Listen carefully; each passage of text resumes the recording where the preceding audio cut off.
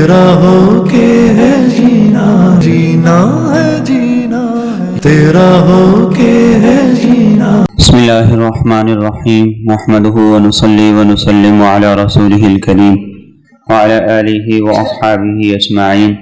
قال النبی صلی اللہ تعالی علیہ وسلم فإن أصدق الحدیث کتاب اللہ وخیر الہدی ہدی محمد صلی اللہ علیہ وسلم وخیر الامور اوساطها وشر الامور محدثاتها فإن كل محدثة بدعة وكل بدعة ضلالة وكل ضلالة في النار۔ قال الله تبارك وتعالى في القرآن المجيد والفرقان الحميد: أعوذ بالله من الشيطان الرجيم، بسم الله الرحمن الرحيم، ولا تستوي الحسنة ولا السيئة ادفع بالتي هي أحسن فإذا الذي بينك وبينه عداوة كأنه ولي حميم وما يلقاها إلا الذين صبروا وما يلقاها إلا ذو حظ عظيم۔ وقال النبي صلى الله تعالى عليه وسلم: لا تحقرن من المعروف شيئا ولو أن تلقى أخاك بوجه طلق، أو كما قال عليه الصلاة والسلام۔ اللهم صل على سيدنا ومولانا محمد وعلى آل سيدنا ومولانا محمد وبارك وسلم وصل عليه۔ اللهم صل على سيدنا ومولانا محمد وعلى آل سيدنا ومولانا محمد وبارك وسلم وصل عليه۔ اللهم صل على سيدنا وسيد ساداتنا وسيد عاداتنا وحبيبنا وحبيب ربنا وصمدنا وأجملنا وأكملنا وأحسننا وأرفقنا وأعلانا وأولانا وأزكانا وأتقانا محمد صلى الله عليه وعلى آله وأهله وذرياته وصحابته ومن تبعهم بإحسان إلى يوم الدين۔ اللہ رب العزت نے جیسے ہمیں نماز کا طریقہ سلیقہ بتایا ہے، جیسے ہمیں زکوٰۃ کے احکام بتائے ہیں، جیسے حج کے ارکان کو ادا کرنے کی تعلیم دی ہے، اور جیسے کاروبار زندگی کو چلانے کی تلقین کی ہے، ایسے ہی اللہ رب العزت نے ہمیں گفتگو کا سلیقہ، انداز اور طریقہ بھی سکھایا ہے۔ اللہ کے رسول صلی اللہ علیہ وسلم بڑے اعلیٰ اخلاق والے تھے۔ آپ صلی اللہ علیہ وسلم کے اخلاق کو قرآن کریم نے خلق عظیم کہا، سب سے عظیم اخلاق والے۔ جیسے اللہ رب العزت نے آپ کو امام الانبیاء بنایا ہے، خاتم النبیین بنایا ہے، ایسے ہی آپ صلی اللہ علیہ وسلم کو اخلاق سب سے عالی عطا کیے گئے ہیں۔ سارے انبیاء کی اخلاق کی صفات کا نچوڑ اور خلاصہ وہ نبی کریم صلی اللہ تعالی علیہ وسلم کے اخلاق کے اندر اللہ نے رکھ دیا ہے۔ اس کے باوجود آپ اللہ رب العزت سے ایک بڑی خوبصورت دعا کیا کرتے تھے: اللہم اہدنی لاحسن الاخلاق والاقوال والاعمال۔ اے اللہ، مجھے اچھے اخلاق کی طرف رہنمائی دے، مجھے اچھی بات کرنے کی ہدایت دے، اے اللہ مجھے اچھے کام کرنے کی ہدایت دے۔ فَإِنَّهُ لَا يَهْدِي لِأَحْسَنِهَا إِلَّا أَنْتَ۔ اے اللہ، اچھے اخلاق، اچھے اعمال، اچھی گفتگو کی ہدایت اور رہنمائی تو ہی دے سکتا ہے۔ وَقِنِي سَيِّئَ الْأَعْمَالِ وَسَيِّئَ الْأَخْلَاقِ۔ اے اللہ برے اعمال سے مجھے بچا، اے اللہ برے اخلاق سے مجھے بچا۔ فَإِنَّهُ لَا يَقِنِي سَيِّئَهَا إِلَّا أَنْتَ، اس لیے کہ تیرے علاوہ کوئی نہیں جو مجھے برے اعمال سے، برے اخلاق سے بچا سکے۔ یہ دراصل میرے اور آپ کے لیے دعا کہ ہم اللہ سے اچھے اخلاق کے حصول کے لیے دعائیں کریں۔ ہم اللہ رب العزت سے اس بات کے بھی طلبگار ہوں کہ اللہ رب العزت ہمارے اخلاق کو بھی اچھا کرے، ہمارے اعمال کو بھی اچھا کرے، اور ہماری گفتگو کو بھی اللہ رب العزت اچھا کرے۔ دین اسلام نے ہمیں یہ کہا ہے کہ جہاں گفتگو کا فائدہ کوئی نہیں وہاں خاموش ہو، اور اگر بولنا ہے تو بولنے کا انداز اور سلیقہ اور طریقہ وہ ہو جو اللہ رب العزت نے تمہیں سکھایا ہے۔ اور اللہ رب العزت نے مجھے اور آپ کو کیا طریقہ سکھایا؟ فرمایا وَقُولُوا لِلنَّاسِ حُسْنًا، وَقُولُوا لِلنَّاسِ حُسْنًا، لوگوں سے اچھے طریقے سے، خوبصورت انداز سے بات کرو۔ یہ بات نہیں ارشاد فرمائی کہ ایمان والا ملے تو اس سے اچھے طریقے سے پیش آؤ، اچھے انداز سے گفتگو کرو، اور کوئی بے ایمان مل جائے، غیر مسلم مل جائے تو اس سے تمہارا انداز اور ہونا چاہیے۔ یہ نہیں فرمایا کہ آفس کے اندر ہو تو اپنے سینئر کے سامنے اچھے انداز سے بات کرو اور گھر کے اندر ماں باپ کے ساتھ بدتمیزی کرو۔ یہ نہیں فرمایا کہ دوستوں کے ساتھ اچھے طریقے سے بات کرو اور بہن بھائیوں کے ساتھ لڑ جھگڑ کے بات کرو، کسی کا فرق نہیں فرمایا۔ وَقُولُوا لِلنَّاسِ، لِلنَّاسِ میں ماں باپ بھی داخل ہے، ساس سسر بھی داخل ہے، لِلنَّاسِ میں استاد بھی داخل ہے، شاگرد بھی داخل ہے، پیر بھی داخل ہے، مرید بھی داخل ہے، بڑا بھی داخل ہے، چھوٹا بھی داخل ہے، یعنی جس سے بھی گفتگو کرو وَقُولُوا لِلنَّاسِ حُسْنًا، خوبصورت انداز سے گفتگو کرو، اچھے انداز سے گفتگو کرو، سلیقے سے گفتگو کرو، طریقے سے گفتگو کرو۔ اور ایک اور جگہ پر اللہ رب العزت نے اس سے بھی خوبصورت انداز استعمال فرمایا، وَقُلْ لِعِبَادِي يَقُولُ الَّتِي هِيَ أَحْسَنُ، کہ اے محبوب صلی اللہ علیہ وسلم آپ میرے بندوں کو یہ پیغام پہنچائیے کہ جب گفتگو کرنی ہو تو وہ بات کریں جو سب سے حسین ہے، سب سے بہترین ہے۔ ایک بات کے لیے 3 طرح کے جملے ہو سکتے ہیں، ایک کو ہم اچھا کہہ سکتے ہیں، ایک کو بہتر کہہ سکتے ہیں، اور ایک کو بہترین کہہ سکتے ہیں۔ اللہ رب العزت فرما رہے ہیں کہ اے میرے محبوب صلی اللہ علیہ وسلم آپ میرے بندوں سے یہ کہیے کہ اپنی گفتگو کے اندر وہ لفظ وہ جملہ استعمال کریں جو سب سے بہترین ہو۔ اور انداز کیا ہے؟ میرے بندوں سے آپ میرا یہ پیغام کہہ دیجئے۔ کیوں؟ ان الشیطان ینزغ بینہم، فرمایا کہ شیطان کوشش کرے گا ان کے درمیان جھگڑا کروائے۔ جھگڑے کا آغاز کس سے ہوتا ہے؟ گفتگو سے۔ لڑائی کا آغاز کس سے ہوتا ہے؟ گفتگو سے۔ دلوں کا میل اور کینہ کس وجہ سے آتا ہے؟ زبان سے۔ ان الشیطان ینزغ بینہم، کتنے جھگڑے ایسے جو اچھی گفتگو اور حسن اخلاق کی وجہ سے سلجھ گئے، اور کتنے سلجھے ہوئے معاملات بد زبانی کی وجہ سے الجھ گئے، کتنے ہی خاندان وہ اس زبان کی وجہ سے اجڑ گئے، اور کتنے ہی رشتے اس زبان کی وجہ سے جڑ گئے۔ فرمایا ان الشیطان ینزغ بینہم، آپ میرے امتیوں سے یہ کہیے، انہیں یہ پیغام دیجئے کہ شیطان کی یہ پوری کوشش ہے کہ ان کے درمیان میں جھگڑا کروائے، اختلاف کروائے، انتشار کروائے۔ ان الشیطان کان للانسان عدوا مبینا، فرمایا شیطان انسان کا کھلم کھلا دشمن ہے۔ اور ایک اور موقع پر قرآن کریم نے فرمایا لا تستوی الحسنۃ ولا السیئۃ، نیکی اور برائی کبھی برابر نہیں ہو سکتی، اچھے اخلاق اور بد اخلاقی کبھی برابر نہیں ہو سکتی، اچھی گفتگو اور بد زبانی کبھی برابر نہیں ہو سکتی۔ ادفع باللتی ہی احسن فاذا الذی بینک وبینہ عداوۃ کأنہ ولی حمیم، فرمایا کہ جب کوئی بد اخلاقی سے پیش ہے تو اس کا انداز یہ ہونا چاہیے کہ تم اسے اچھے انداز سے جواب دو۔ جس نے بد اخلاقی کی ہے، جس نے بدتمیزی کی ہے، جس نے برا بلا کہا ہے، جس نے گالی دی ہے، یہ فرمایا کہ اس کو معاف بھی کرو، درگزر بھی کرو، بلکہ اس سے بھی بڑھ کر اس کے لیے اللہ سے دعا بھی کرو۔ اگر ایسا کرو گے تو کیا ہوگا؟ فَإِذَا الَّذِي بَيْنَكَ وَبَيْنَهُ عَدَاوَةٌ كَأَنَّهُ وَلِيٌّ حَمِيمٌ، اللہ فرماتے ہیں ایسا کرو گے تو اللہ آپس کی دشمنی کو دوستی میں بدل دے گا، آپس کے اختلاف کو اتفاق کے اندر بدل دے گا۔ اور اگر بدتمیزی کے جواب میں بدتمیزی ہو، گالی کے جواب میں گالی ہو، بد اخلاقی کے جواب میں بد اخلاقی ہو، تو گویا یہ ایسا ہی ہے گندگی کو گندگی سے صاف کر رہا ہے، ناپاکی کو ناپاکی سے صاف کر رہا ہے۔ ناپاک کو صاف کرنے کے لیے پاک پانی چاہیے، گندگی کو دھونے کے لیے صاف چیز چاہیے۔ گندگی کو گندگی سے دھوئیں گے تو وہ اور زیادہ گندگی ہو جائے گی، ناپاک کو ناپاک سے دھوئیں گے تو وہ اور زیادہ ناپاک ہو جائے۔ اور کہ انسان کی گفتگو، انسان کا کلام، انسان کی زبان، انسان کے اخلاق، یہ اس کی شخصیت کی عکاسی کر۔ الخبیثات للخبیثین والخبیثون للخبیثات، فرمایا کہ زبان یہ بتاتی ہے کہ انسان کا اندر کیسا ہے، اس کے اخلاق کی عکاسی کرتی ہے۔ جو اچھے اخلاق کا ہوگا، اچھے مزاج، اچھی طبیعت کا ہوگا، اللہ اس کی زبان سے اچھے کلام کو، اچھی گفتگو کو، عمدہ کلام کو، عمدہ گفتگو کو جاری کر دے۔ والطیبات للطیبین والطیبون للطیبات، پاکیزہ کردار اور پاکیزہ سوچ کا مرد ہوگا تو اللہ اس کی زبان سے پاکیزہ گفتگو کو جاری کرے گا، اور پاکیزہ اخلاق کی عورت ہوگی تو اللہ اس کی زبان سے پاکیزہ گفتگو کو جاری کرے گا۔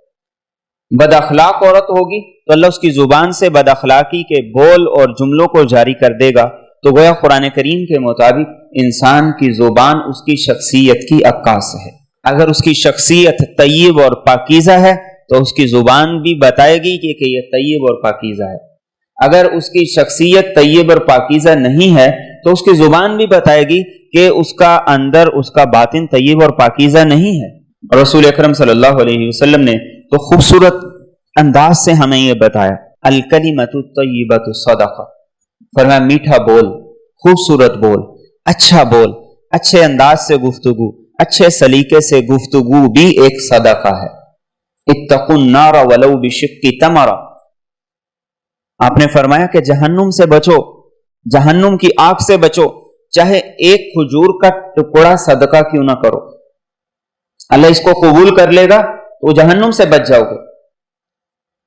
اور اس سے بھی آگے فرمایا فَإِن لَمْ يَجِدْ، کسی کے پاس اگر اتنا بھی نہیں ہے، یہ بھی نہیں کر سکتا، فَبِكَلِمَةٍ طَيِّبَةٍ، تو فرمایا کہ زبان کو تو اچھا کر لے، زبان کے بول کو اچھا کر لے، زبان کے بول کو میٹھا کر لے، زبان کو نرم کر لے، زبان کی شدت کو دور کر دے، زبان کے اندر نرمی پیدا کر لے.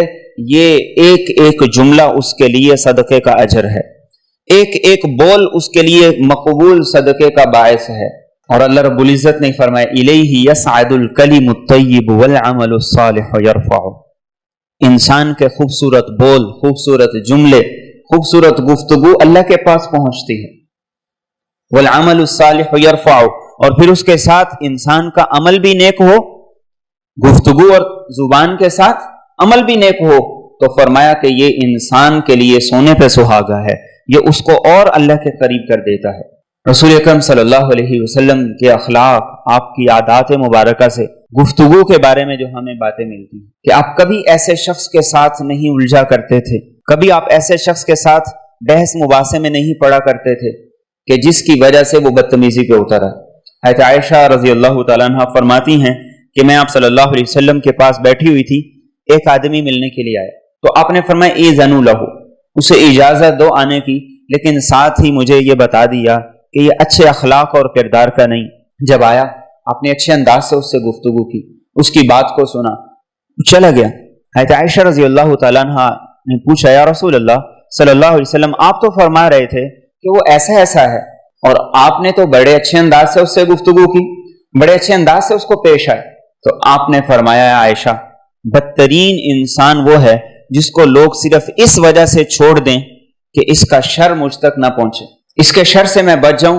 آپ نے فرمایا کہ وہ بدترین انسان ہے. تو آپ کا اخلاق کا مظاہرہ کرنا یہ میرے اور آپ کے لیے تعلیم ہے. گفتگو کے اندر بحث مباحثے سے بچنا یہ دوسرا سبق. حضرت عائشہ رضی اللہ تعالیٰ عنہ ہی روایت کرتی ہیں کہ ایک مرتبہ آپ صلی اللہ علیہ وسلم بیٹھے ہوئے تھے تو یہودی آئے اور انہوں نے آ کر السلام علیکم ورحمۃ اللہ کہنے کی بجائے یہ کہا السلام علیکم، جس کا مفہوم بنتا ہے کہ نعوذ باللہ آپ پر موت ہو. تو آپ نے جواب میں فرمایا وعلیکم. حضرت عائشہ رضی اللہ تعالیٰ عنہ کو غصہ آ گیا تو انہوں نے کہا کہ تم پر موت ہو، تم پر لعنت ہو، تم پر بربادی ہو. تو آپ نے حضرت عائشہ رضی اللہ تعالیٰ عنہ سے فرمایا اے عائشہ ان اللہ لا يحب الفحش ولا التفحش. اے عائشہ، اللہ فحش گفتگو کو، ناپسندیدہ گفتگو کو اللہ پسند نہیں کرتے. حضرت عائشہ فرماتی ہے میں نے عرض کیا اللہ کے رسول صلی اللہ علیہ وسلم انہوں نے جو کہا آپ نے سنا نہیں؟ تو آپ نے فرمایا میں نے سنا بھی ہے، میں نے اس کا جواب بھی دیا ہے.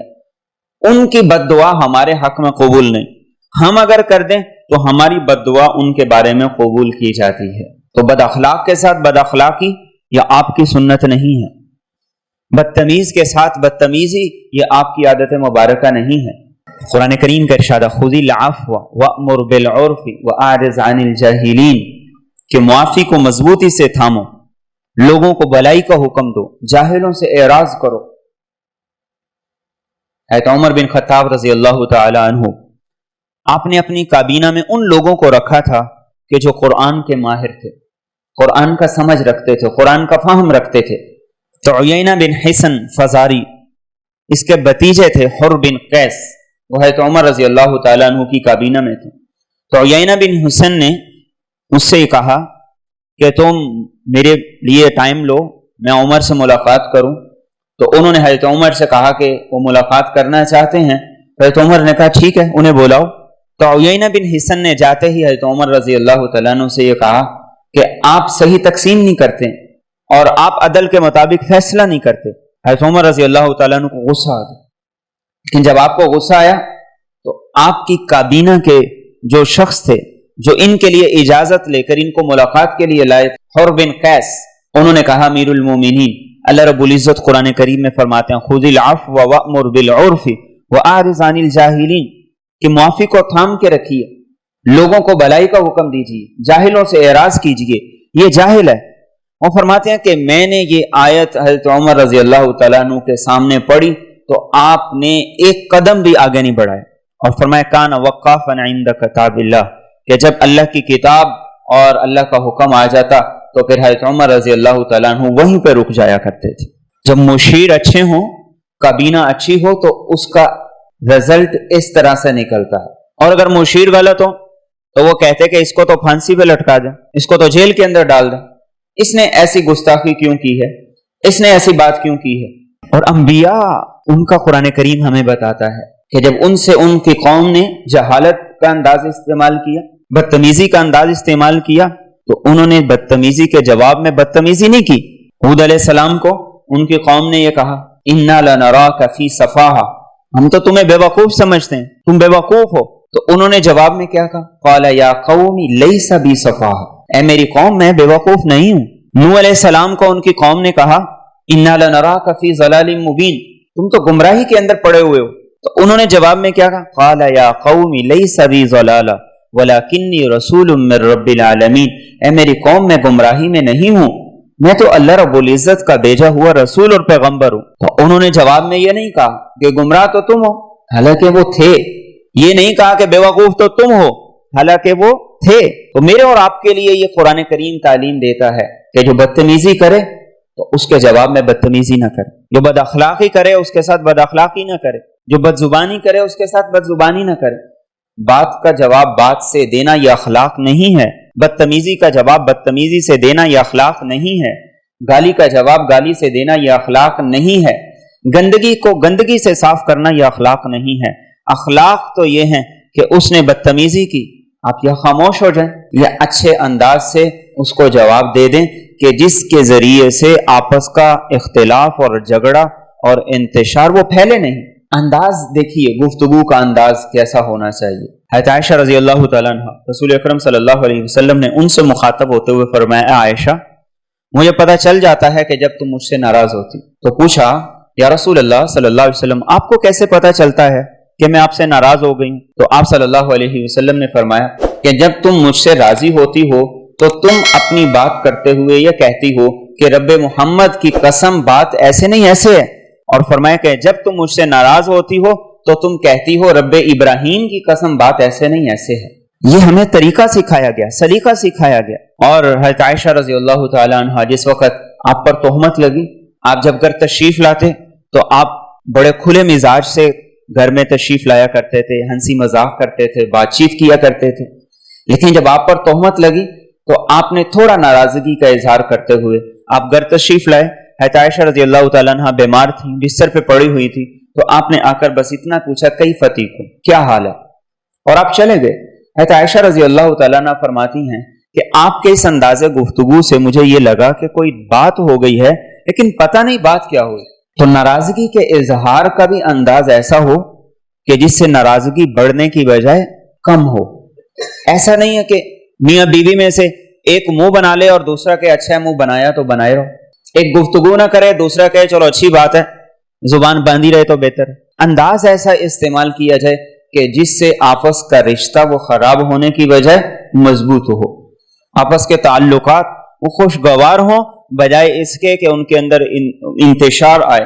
اور ایسے ہی قرآن کریم نے ہمیں تعلیم دی کہ جب ہم کسی سے گفتگو کریں اور اس کو مخاطب کریں تو اس کو گفتگو کرتے ہوئے، اسے مخاطب کرتے ہوئے ہمیں اس کے اندر کی خیر کے جذبات کو تحریک دینی چاہیے، اس کے اندر کے خیر کے جذبات کو ابھارنا چاہیے.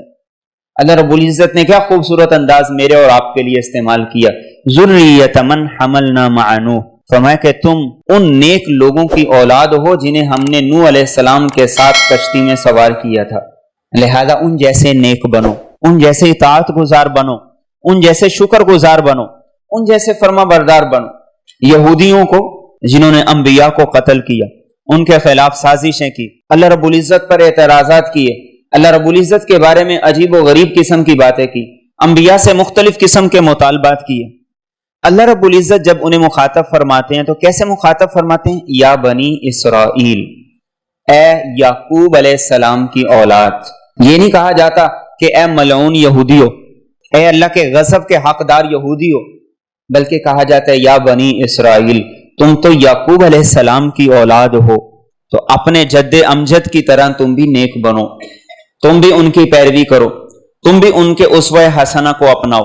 اور میرے اور آپ کے لیے اللہ کا جو خوبصورت خطاب قرآن کریم کے اندر ہے، یا ایھا الذین آمنو، اے ایمان والو، اے اللہ کو ماننے والو، اے اللہ کے رسول کو ماننے والو، پر اے اللہ کے فرما بردارو، اے اللہ کے رسول کے فرما بردارو، اے اللہ سے محبت کرنے والو، اے اللہ کے رسول سے محبت کرنے والو، یا ایھا الذین آمنو، یہ میرے اور آپ سے اللہ کا خطاب ہے۔ گناہ گاروں کو اللہ رب العزت کیسے مخاطب کرتے ہیں؟ قرآن کریم میں آپ کو کہیں نہیں ملے گا کہ اللہ رب العزت نے فرمایا ہو او سود خورو توبہ کر لو، کبھی نہیں ملے گا کہ اللہ نے فرمایا ہو کہ او شراب پینے والو توبہ کرو، او زنا کرنے والو توبہ کرو۔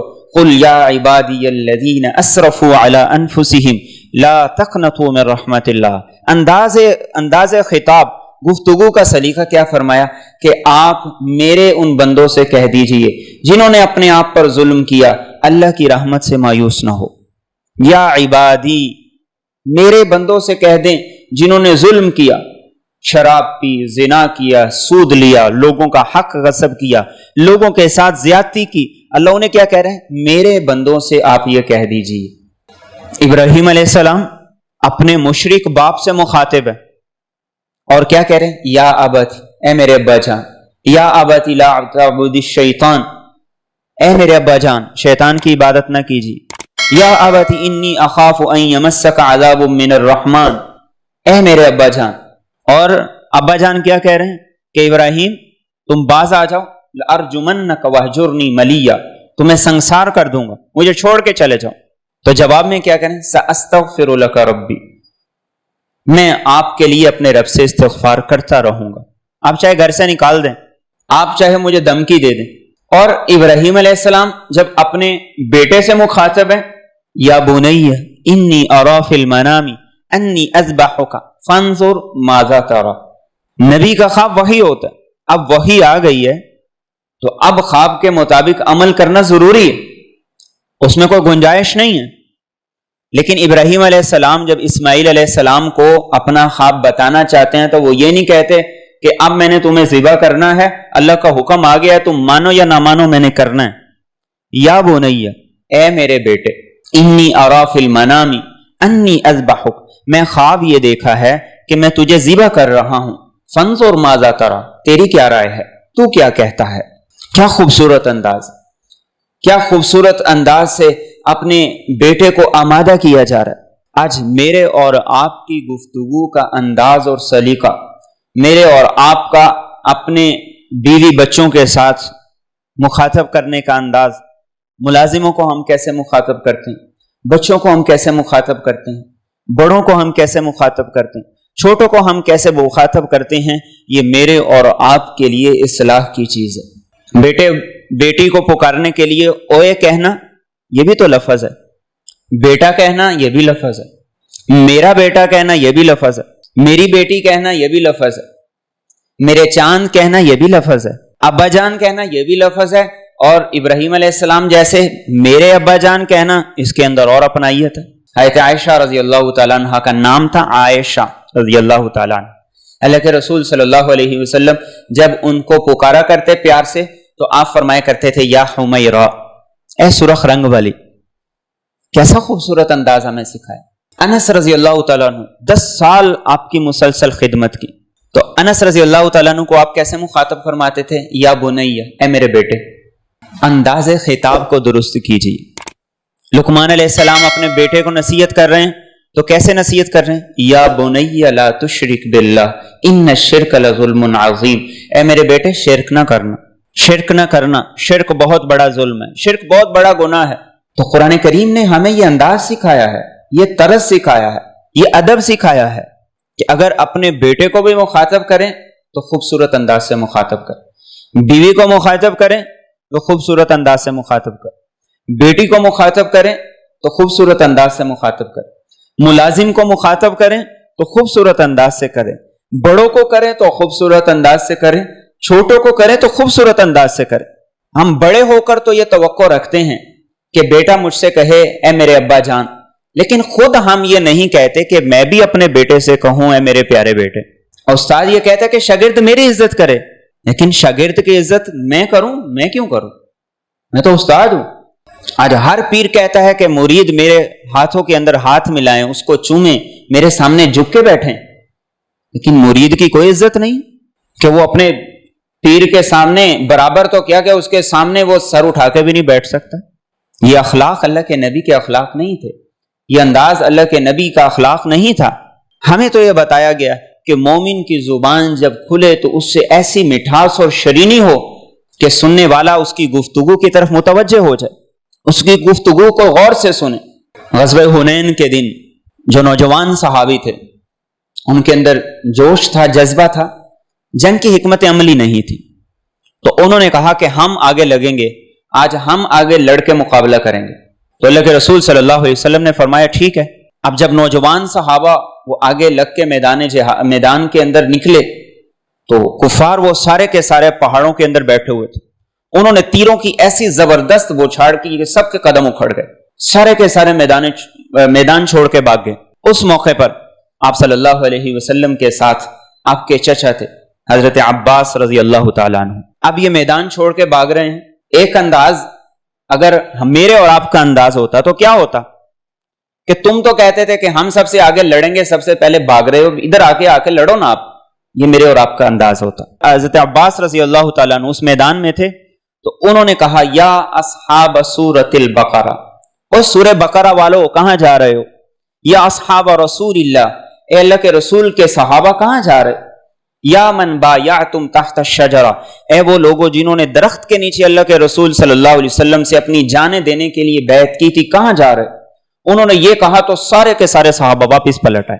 انداز سلیقہ گفتگو کا یہ اللہ کے رسول صلی اللہ علیہ وسلم نے ہمیں سکھایا, یہ ہمیں طریقہ بتایا. ایک آدمی خود سخی تھا لیکن اس کا بیٹا اگر خرچ نہیں کرتا تو ایک انداز یہ ہے کہ آپ اسے یہ کہیں کہ تیرا باپ تو بڑا سخی تھا, تو کس پہ چلا گیا؟ خرچ کرے گا؟ کبھی نہیں کرے گا. وہ آپ سے نفرت کرے گا, آپ سے بھاگے گا, آپ سے ملاقات نہیں کرے گا.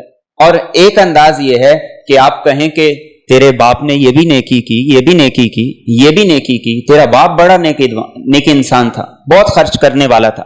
اب اس کی نیکی کے جذبات کو جب آپ ابھاریں گے تو اس کے ذریعے سے وہ نیکی کی طرف آئے گا. ماں باپ جس کے نیک ہوں تو ماں باپ کی نیکی کا تانا نہ دیا جائے, بلکہ ماں باپ کی نیکی کا ذکر کر کے اس کو نیکی کی طرف لایا جائے, اس کو نیکی کی طرف آمادہ کیا جائے.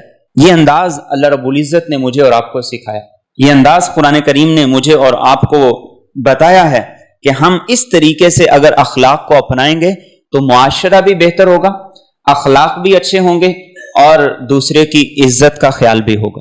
اور جب یہ انداز ہم استعمال نہیں کریں گے تو پھر بڑا چھوٹے سے یہ توقع نہ رکھے کہ وہ اس کی عزت کرے.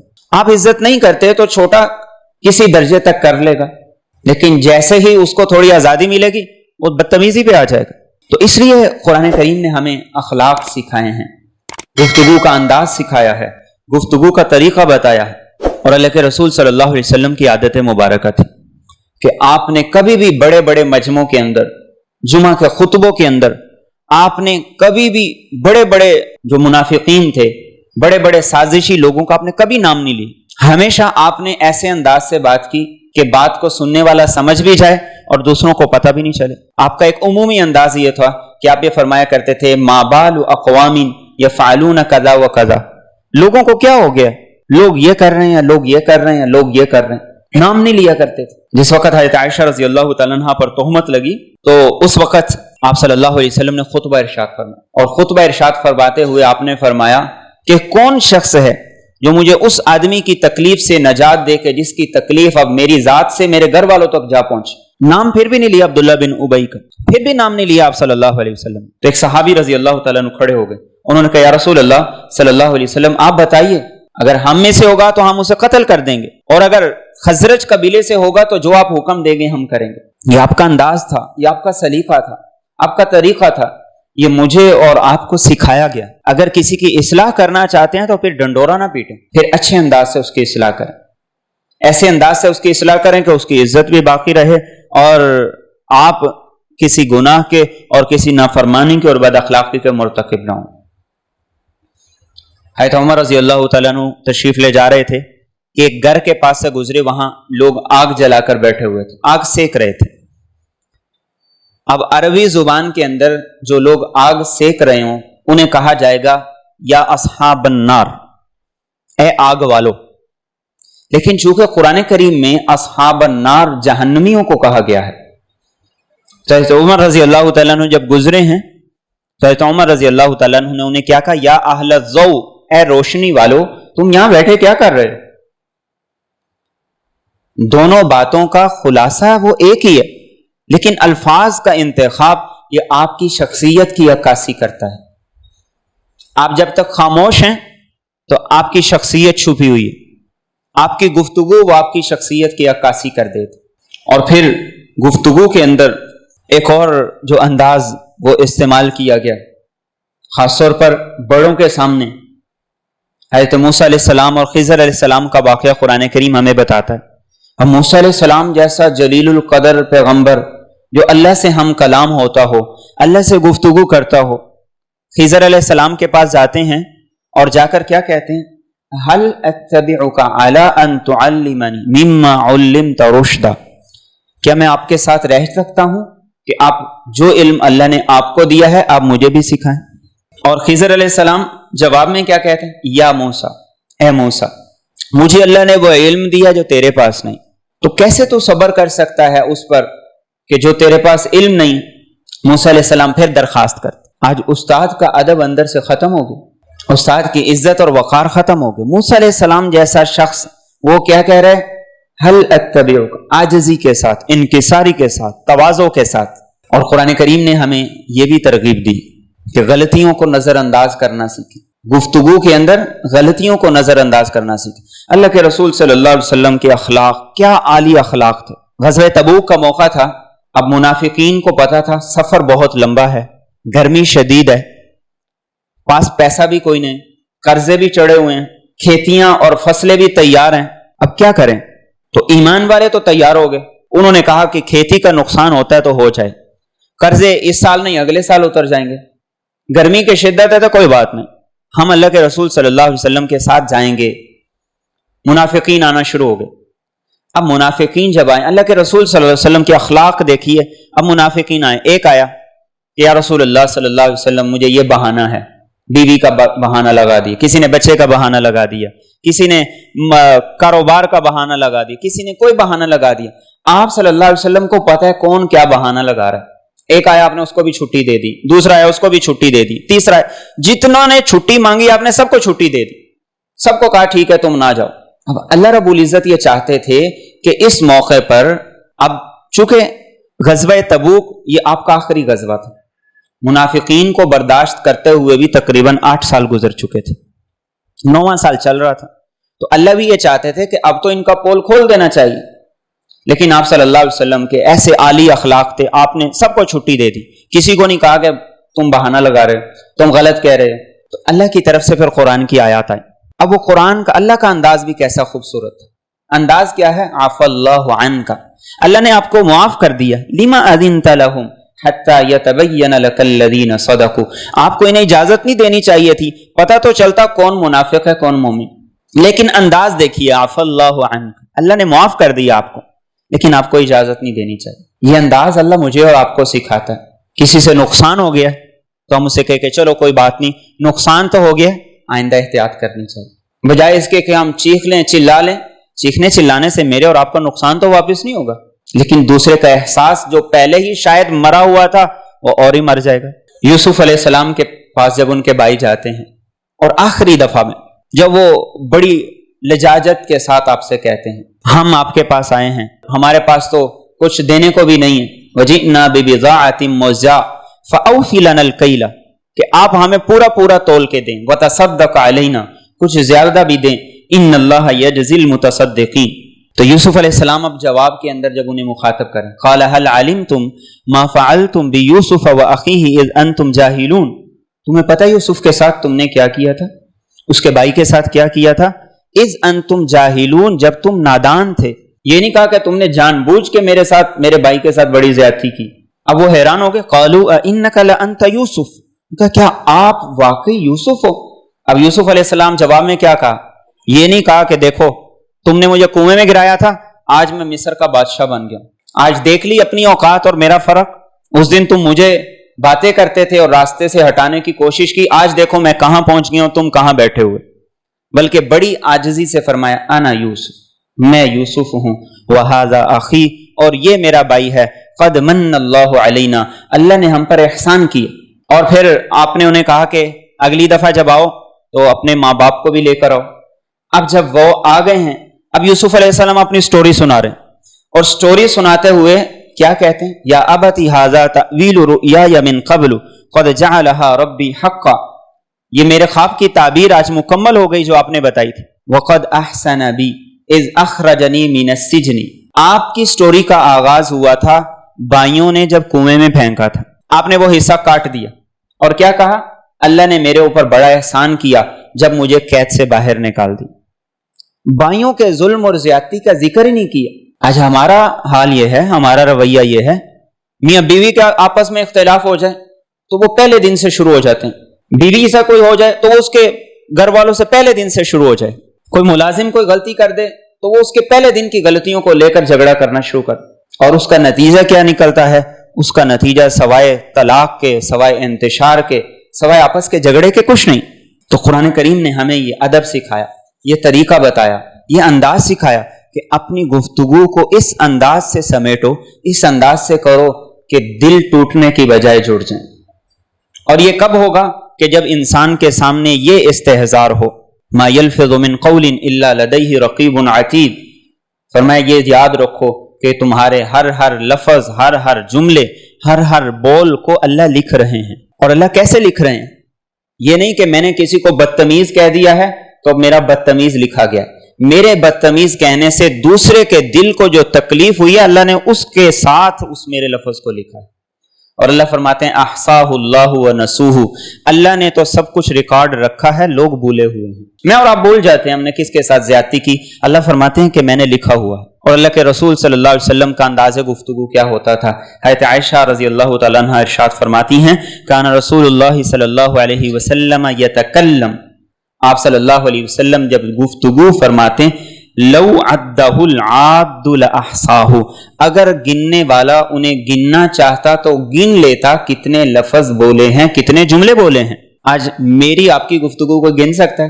ہم شروع ہو جائیں ہم دوسرے کو بولنے ہی نہیں دیتے، اور دوسرا بولنا بھی چاہے تو ہم اس کی بات کو کاٹ کو اپنی بات کرتے ہیں. تو اللہ کے رسول صلی اللہ علیہ وسلم کے بارے میں عائشہ فرماتی کہ آپ ایسے گفتگو فرماتے تھے کہ اگر کوئی آپ کے جملے کو، آپ کے الفاظ کو گننا چاہتا تو گن لیتا.